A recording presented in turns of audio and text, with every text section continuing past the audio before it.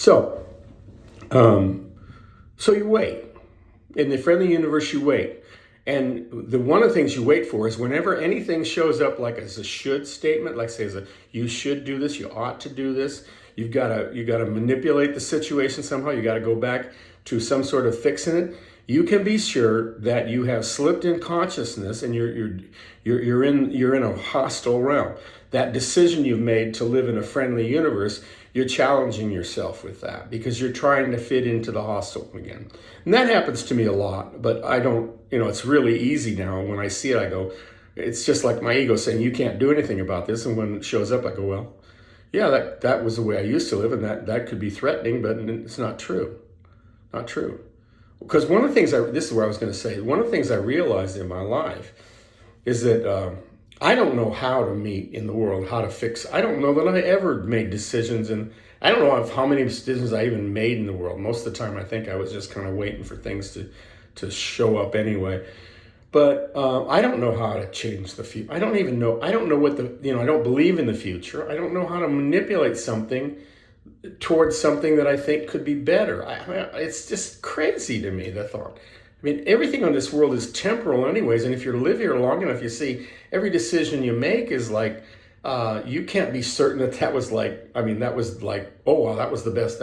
If I didn't make that decision, things would have not turned out well. I mean, I look back at my life and I say, well, or do I have regrets for where my life has led?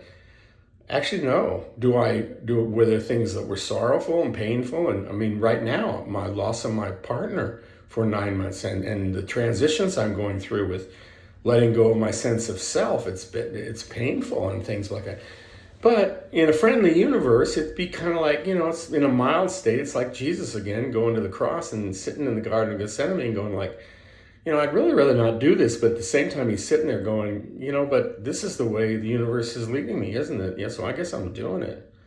Yeah, and it's safe. It's safe. It's always safe. It's always safe.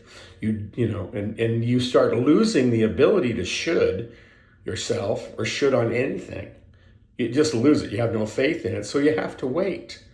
You have to wait. And if things come up that say you should do this, you can be sure that that's like the delusion of the hostile world calling to you, like your memory. There's stuff inside you that hasn't, hopefully now with your ego as friend, it'll help you see that to go, oh, you still kind of don't breathe. You stop breathing whenever you think about this. Oh, even though you can't do anything about it, you stop breathing like you feel like maybe you got to think and do something about it, even though you know that you can't do anything about it. So this is very important with the friendly and hostile universe because in the friendly universe, you start waiting upon miracles, and miracles happen. Oh yeah, they happen. From small to very large. Things start happening that you'd never see happening, and prosperity-wise, health-wise, seeming transmutation of physical laws happen, things like that.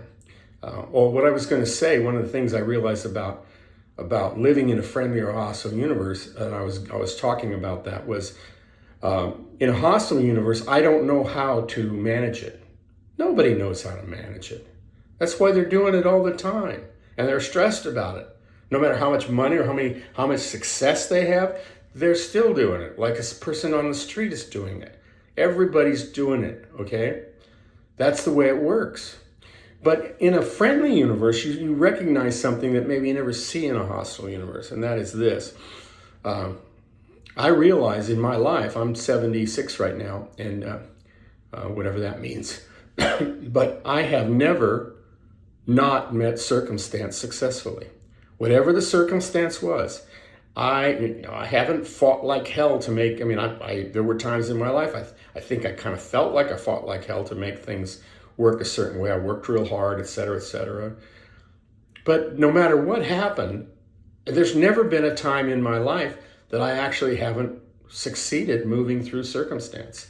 I can't think of one time. Sometimes the results of that circumstance were far different than what I had hoped. Oh yeah, that happens a lot.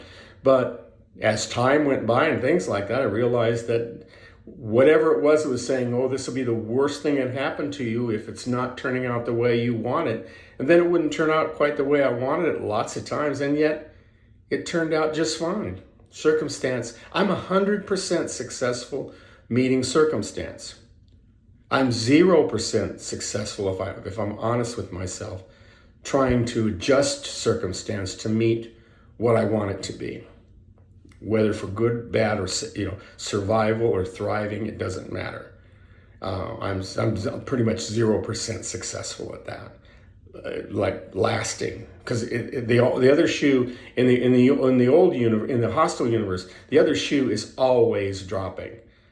In the friendly universe, it doesn't drop because no one cares about the shoes, other than the fact that you're wearing them and they were put on your feet and they feel nice. And if you take them off, if they fall, you don't care. You know something is going to change. You look around though, you're aware. Okay, now I'm going to quit this one. Boy, these things are going fast. I may come up with another way.